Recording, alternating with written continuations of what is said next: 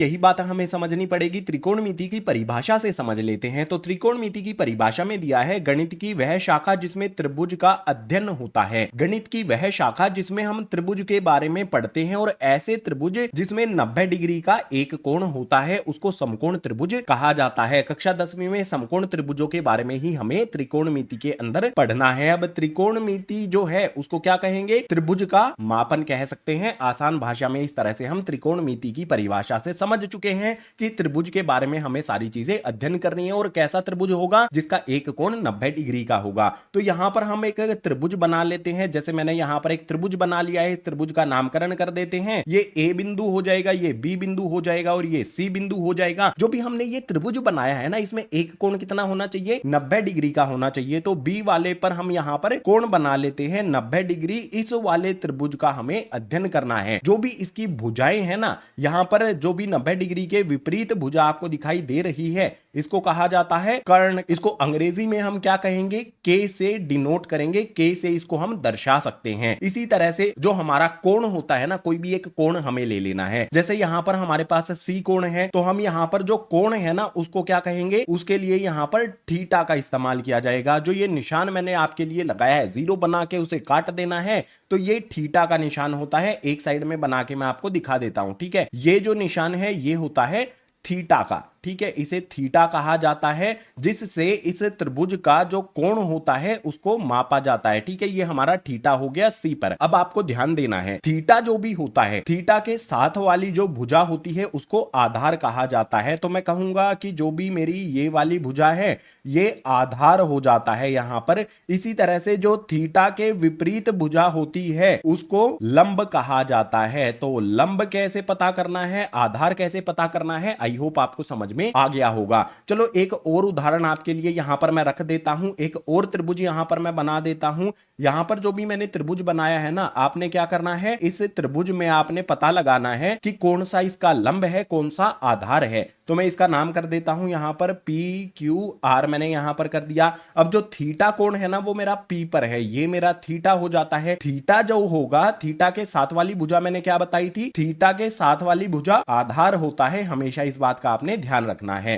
तो थीटा के साथ वाली भुजा ये हो गई है, तो हम इसको क्या कहेंगे? आधार कहेंगे, ठीक है। ये हमारा आधार हो जाएगा। और जो भी थीटा के विपरीत भुजा होती है हमेशा उसको लंब कहा जाएगा। और जो भी हमारा 90 डिग्री का यहां पर कोण है, 90 डिग्री के कोण के विपरीत जो हमारी ये भुजा है ये होती है कर्ण। इन बातों का आपने ध्यान रखना है। दो अलग अलग चीजें मैंने बताई हैं। ऐसा बिल्कुल नहीं करना है कि नीचे वाला हमेशा आधार ही होगा। जैसे इसमें नीचे वाला आधार है, आधार ये क्यों है? क्योंकि थीटा के बिल्कुल साथ वाली भुजा है। थीटा के साथ में आधार होगा, थीटा के विपरीत लंब होता है। इसी तरह से थीटा के साथ में आधार होता है, थीटा के विपरीत लंब होता है। इन बातों का आपने ध्यान रखना है। जो भी मैंने आपको ये दूसरा वाला उदाहरण दिया था इसको हटा देते हैं, आपको समझ में ये आ गया होगा। अब यहां पर क्या करना है आपने? जो भी हमारा कर्ण है उसको हम लिखेंगे के से, लंब को हम यहां पर लिखेंगे एल से दर्शाया जाएगा, और जो भी हमारा आधार है उसको ए से दर्शाया जाएगा। आसान चीजें हो गई हैं हमारे लिए। अब हमारे पास त्रिकोणमितीय अनुपात आते हैं। ये त्रिकोणमितीय अनुपात बहुत जरूरी हैं, बहुत बेसिक हैं, आसानी से इनको याद आपने करना है। इनका एक तरीका, ट्रिक भी मैं आपको बता दूंगा। तो सबसे पहले हमारे पास है साइन थीटा। थीटा हमारा कोण होता है, ठीक है। मैंने आपको बार बार बताया है थीटा कोण होता है। तो साइन थीटा होता है, कोस थीटा होता है, टेन थीटा होता है, कोसेक थीटा होता है, सेक थीटा होता है और कोट थीटा होता है। जो भी हमारा यहां पर है इसको याद करने की ट्रिक क्या है? एल से लाला, आया लेकर कच्चे कच्चे आम। आपको ये ट्रिक याद करनी है, ठीक है। लाला आया लेकर कच्चे कच्चे आम। अब जो एल बटे के है वो क्या होगा? हमारा लंब बटे में कर्ण होता है। तो ये सबसे पहले किसके लिए हो जाएगा? हमारा साइन थीटा। साइन थीटा अनुपात किसका होता है? लंब बटे में कर्ण का अनुपात होता है। जो हमारा कोस है उसका अनुपात क्या होता है? आधार बटे में कर्ण होता है। जो हमारा यहां पर टेन थीटा है इसका क्या हो जाएगा? तीसरे वाला लंब बटे में आधार हो जाएगा, यानी कि एल बटे में ए हो जाएगा। अब क्या करना होगा? जो साइन थीटा और कोसेक थीटा है ये एक दूसरे का रेसिप्रोकल होते हैं, यानी कि इनको पलट, जो भी हमारा साइन थीटा है इसको पलट देंगे तो कोसेक थीटा हो जाएगा हमारा। लंब बटे में यहां पर कर्ण कर्ण है तो हम क्या करेंगे, यहाँ पर कर्ण बटे में लंब कर देंगे। इसी प्रकार से आधार बटे में कर्ण कोस थीटा है तो सेक थीटा बिल्कुल इसका उल्टा हो जाएगा, कर्ण बटे में यहाँ पर आ जाएगा आधार। इसी तरीके से लंब बटे में आधार टेन थीटा है तो कोट थीटा क्या हो जाएगा हमारा यहाँ पर आधार बटे में लंब हो जाएगा। जो भी त्रिकोणमीय अनुपात है, त्रिकोणमितीय अनुपात, लाला आया लेकर कच्चे कच्चे आम, इस तरह से आप इनको याद कर सकते हो। साइन थीटा का उल्टा कोसेक थीटा होता है, कोस थीटा का उल्टा सेक थीटा होता है, टेन थीटा का उल्टा कोट थीटा होता है। यहां पर आपको यह भी ध्यान रखना है कि एल से लंब कहा जाएगा, के को कर्ण कहा जाएगा और ए को आधार कहा जाता है। ये त्रिकोणमीय अनुपात आपको सबसे पहले इस पाठ में याद करने हैं। प्रश्नावली 8.1 में इन्हीं त्रिकोणमीय अनुपात जो हैं इन्हीं से संबंधित तो सारे प्रश्न दिए गए हैं। तो 8.1 को आप सिर्फ इन चीजों से लाला आया लेकर कच्चे कच्चे आम इससे हल कर सकते हो। ये ट्रिक अच्छी लगी है तो कमेंट करके मुझे जरूर बताना। अगर और कोई ट्रिक आपको पता है तो वो भी कमेंट जरूर कर देना है। जो भी हमारे ये त्रिकोणमितीय अनुपात दिए गए हैं इन सभी से किस प्रकार का प्रश्न आएगा ये समझना है तो उसके लिए चलते हैं अगले पेज पर।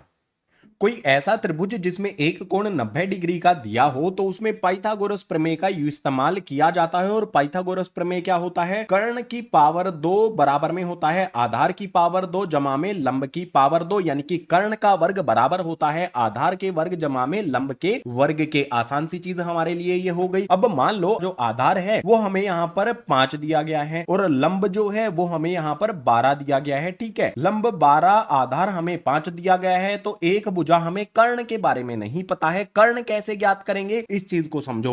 यहां पर हमारे पास सबसे पहले कर्ण जो है हम उसको कैसे लिख सकते हैं, के से लिख सकते हैं। तो कर्ण का यहां पर वर्ग है, मैं के का वर्ग कर दूंगा। आधार कितना है भाई, देख सकते हो यहां पर 5 है, लंब मेरा 12 है तो आधार जो है उसकी जगह पर 5 रखूंगा, वर्ग कर दूंगा। लंब मेरा 12 है उसकी जगह पर 12 रखूंगा और इसका भी वर्ग कर दूंगा। तो कर्ण का जो मान है वो कितना आएगा, 5 का वर्ग करेंगे, 5 गुना में 5 होता है, ये हो जाएगा 25। और जो भी मेरा यहां पर 12 है इसका वर्ग करेंगे तो कितना आ जाएगा, यहां पर आ जाएगा 144। तो कर्ण का वर्ग जो है वो कितना आ जाता है, 25 जमा में 144। यहां पर एक लाइन लगा करके आगे इसको हल यहां पर करते हैं। देखो जो भी मेरा कर्ण है इसका वर्ग तो ऐसा का ऐसा रहेगा, बराबर का निशान लगा करके 25 जमा में 144 कर लेंगे तो ये हो जाएगा 169 हो जाएगा। हमें क्या करना है, हमें कर्ण ज्ञात करना है, लेकिन कर्ण का वर्ग हमें यहां पर मिल रहा है। वर्ग को हटाने के लिए क्या करना पड़ता है, रूट हमें लगाना पड़ता है। दोनों तरफ रूट लगा लेंगे। यहां पर जो वर्ग है इससे रूट कट जाएगा तो हमारे पास कर्ण आ जाएगा। और अगर जो भी मेरा यहां पर 169 है अगर इसको मैं सही तरह से लिखूंगा तो ये क्या हो जाएगा, 13 गुना में 13 होता है। रूट के अंदर अगर हमारे पास जोड़ा बन जाता है तो क्या होगा, एक संख्या बाहर निकल जाती है तो 13 यहां पर आ जाएगा। अगर हमारे पास आधार 5 है, लंब 12 है तो कर्ण का मान कितना हो जाएगा, हमने ज्ञात कर लिया है, यहां पर ये हो जाएगा 13। अब सबसे महत्वपूर्ण बात ये आती है कि जो भी हमारे त्रिकोणमितीय अनुपात हैं इन वाली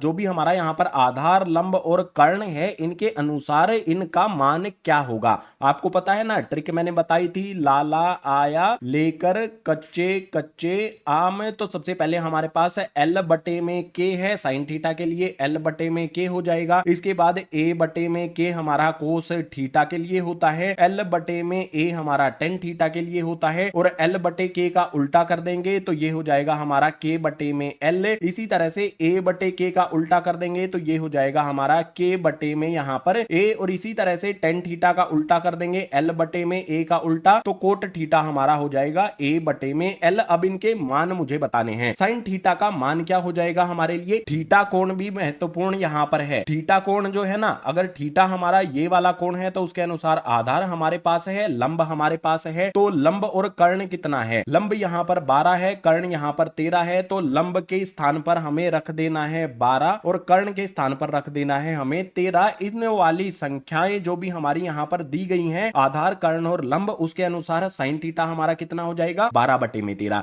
इसी तरह से आधार बटे में कर्ण होगा, आधार हमारा 5 है, कर्ण हमारा 13 है तो यहां पर हमारा कोस थीटा कितना हो जाएगा, 5 बटे में 13 हो जाएगा। इसी प्रकार से टेन थीटा हमारा लंब बटे में आधार होता है है, लंब 12 है, आधार हमारा 5 है, तो हम क्या करेंगे, लंब का मान रख देंगे 12, आधार का रख देंगे 5, टेन थीटा हो जाएगा हमारा यहाँ पर 12/5 है। अब इनका उल्टा कर दो, 12/13 है तो हम क्या कर देंगे, यहाँ पर 13/12 कर देंगे, तो हमारा मान क्या आ जाएगा, कोसेक थीटा के लिए आ जाएगा। इसी तरह से कोस थीटा का उल्टा कर देंगे तो सेक थीटा हो जाएगा। हमारा यहाँ पर कितना है, 5/13 है, इसको बस पलट देना है, 13 ऊपर रख दो, 5 नीचे रख दो, तो हमारा सेक थीटा आ जाता है। इसी प्रकार से कोट थीटा टेन थीटा का उल्टा होता है, तो यहाँ पर हमारे पास क्या आ जाएगा, 5/12 आ जाएगा। इस तरह से जो त्रिकोणमितीय अनुपात हैं उनको हम ज्ञात कर सकते हैं। अब यहाँ पर जो महत्वपूर्ण चीज मैं आपको बताने वाला हूं ना, उसको भी आपने समझना है। जो मेरा यहाँ पर साइन थीटा होता है, साइन थीटा किसका उल्टा होता है भाई, साइन थीटा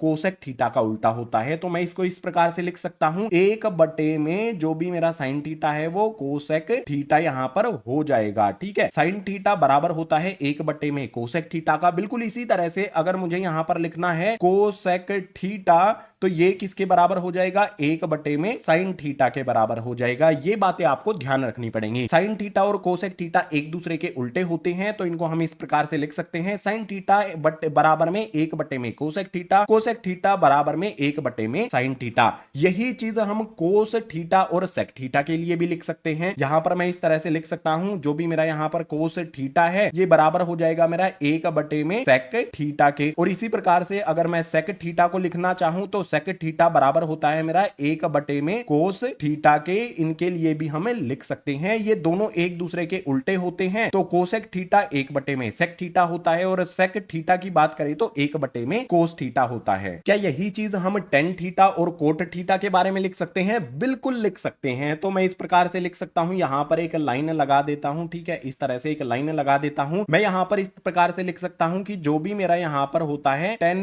थीटा वो किसके बराबर होता है, 1/, में यहां पर आ जाएगा मेरे पास कोट थीटा। और इसी प्रकार से मैं अपने आप को थोड़ा सा छोटा कर देता हूं, जगह की कमी हमारे पास हो रही है। तो जो भी मेरा यहां पर आगे क्या है, यहां पर कोट थीटा होता है, तो कोट थीटा किसके बराबर हो जाएगा, 1/, में टेन थीटा के। ये बातें आपको ध्यान यहां पर रखनी पड़ेंगी। ठीक है, साइन थीटा कोसेक थीटा एक दूसरे का उल्टा होता है, तो 1/, में कोसेक थीटा हो जाएगा। इसी तरह से 1/, में साइन थीटा कोसेक थीटा के बराबर होगा। कोस थीटा 1/, में साइन सेक थीटा के बराबर होगा। सेक थीटा 1/, में कोस थीटा के बराबर होगा। इसी तरह से टेन और कोट भी होते हैं, कोट और टेन भी होते हैं। इन बातों का आपने ध्यान यहां पर रखना है। ये जो महत्वपूर्ण बातें मैंने आपको बताई हैं, ये वैसे तो मैंने आपको पीछे वाले पेज पर समझा ही दी हैं कि भाई साइन थीटा और कोसेक थीटा एक दूसरे का उल्टा होता है। 12/13 है तो 13/12 होता है। यही निष्कर्ष हमने यहां पर निकाला है। तो पाइथागोरस प्रमेय मैंने आपको यहां पर बता दी किस प्रकार से त्रिभुज का आधार लंब डिसाइड हमें करना है थीटा कोण के अनुसार। ये भी मैंने आपको बता दिया। त्रिकोणमितीय जो अनुपात होते हैं उनको कैसे ज्ञात करना है ये भी मैंने आपको बता दिया है। अब जो इस पाठ का अगला विषय है उसको भी समझना है, तो उसके लिए चलते हैं अगले पेज पर। अब मान लो जो भी हमारा थीटा कोण होता है उसका मान हमें दे दिया जाए। ठीक है, जैसे साइन है और थीटा यहां पर जो हम लिखते हैं उसका मान हमें 30 डिग्री दे दिया जाए। साइन 30 डिग्री का मान क्या होगा हमसे ये पूछ लिया जाए। ये हम कहां से बता सकते हैं, विशिष्ट कोणों के लिए त्रिकोणीय अनुपात के लिए हमें यहां पर एक टेबल दिया गया है, एनसीईआरटी किताब में दिया गया है ये टेबल। इस टेबल में आप देखोगे ये हमारे पास साइन थीटा है और ये 30 डिग्री का कोण है। साइन थीटा के लिए 30 डिग्री का मान कितना हो जाएगा, 1/2 हो जाएगा। इसी प्रकार से आपसे कुछ भी पूछ सकता है, आपसे ये पूछ सकता है कि जो हमारा कोस है उस पे आप बताना है कि 60 डिग्री का मान क्या होता है। तो आपको यहां पर देखो कोस थीटा देखना है और 60 डिग्री देखना है, तो इसका मान कितना हो जाएगा, 1/2 हो जाएगा। आपसे ये पूछ सकता है कि जो भी tan है 45 डिग्री पर कितना होता है, तो देखो tan 45 डिग्री पर मान कितना होता है, 1 होता है। इसी प्रकार से आपसे को पूछ सकता है कोट 45 पर कितना मान होगा, तो कोट यहां पर है 45 डिग्री यहां पर है, कितना मान होगा, 1 हो जाएगा। ये जो मान होते हैं इस ट्रिग्नोमेट्री टेबल में जितने भी दिए गए हैं, साइन थीटा के लिए cos theta, tan theta, cosec theta, sec theta, cot theta, 0 degree के लिए, 30 डिग्री के लिए, 45, 60 और 90 डिग्री के लिए, इन सभी मान को आपने याद करना पड़ेगा। जैसे मैं आपसे बता देता हूं, बिना मैं इस तरफ देके बता सकता हूं, tan 45 जो है उसका मान 1 होता है, कोट 45 का मान 1 होता है। इस तरह से आपको याद करना पड़ेगा। अगर याद नहीं होता है तो दूसरा तरीका आपके लिए है, जो भी ये ट्रिग्नोमेट्री टेबल है ना, आप कुछ ही मिनट में इसको बना सकते हो। कैसे बनाना है उस पे एक अलग से वीडियो बनाई गई है, ट्रिक इस्तेमाल करनी पड़ती है ट्रिग्नोमेट्री टेबल बनाने के लिए, उसकी एक अलग से जो वीडियो बनाई गई है ट्रिग्नोमेट्री टेबल ट्रिक, जिसमें हम कहेंगे त्रिकोणमिति की जो टेबल वाली, ये पूरा का पूरा टेबल बनाने का काम सिर्फ 2 से 3 मिनट का है। वो कैसे बनाया जा सकता है उस पे जो अलग से वीडियो बनाई गई है, उस वीडियो का लिंक आपको नीचे डिस्क्रिप्शन बॉक्स में और पहले कमेंट में दिया गया है, उसको जरूर देख लेना, उससे आसानी हो जाएगी आपके लिए। अगर आपको कहीं पर डाउट आ जाता है, जैसे 10 30 डिग्री का मान कितना है, आप कहोगे √3 होगा या फिर 1/√3 होगा, डाउट आपको आ सकता है, तो आपको पता चलेगा 1/√3 होता है। अगर आपको कभी भी डाउट आता है तो त्रिकोणमिति का ये टेबल आसानी से 2 मिनट में तैयार किया जा सकता है। इसके लिए अलग से वीडियो जो मैंने बताई है उसको जरूर देखना है, उसको इग्नोर मत कर देना, जरूर उसको देख लेना। आसानी से इस जो भी यहां पर टेबल है इसको बना सकते हो, और जो भी इसके मान है उनकी वैल्यू आपने याद कर लेनी है। जो भी ये त्रिकोणमितीय अनुपात का टेबल है, इस टेबल में जो भी मान दिए गए हैं, प्रश्नावली 8.2 को इन्हीं टेबल के मान से हल किया जाएगा। अब 8.2 को जब करेंगे तब मैं आपको बता दूंगा इन जो भी अनुपात है इनका इस्तेमाल किस तरह से किया जाना है। तो त्रिकोणमितीय अनुपात का जो भी हमारा टेबल है उस पे अलग से वीडियो जो बनाई गई है उसको मैं कहूंगा जरूर आपने देख लेनी है। मैं बार बार इस बात को बोल रहा हूं, अगर नहीं देखोगे तो काफी मुश्किल का सामना आपको करना पड़ सकता है। सो जो भी हमारा इस त्रिकोणमितीय अनुपात से अगला विषय है, फॉर्मूले हैं जो इस पाठ के, उनको भी समझना है। 3 इंपॉर्टेंट फॉर्मूले हैं, उनको समझने के लिए चलते हैं अगले पेज पर।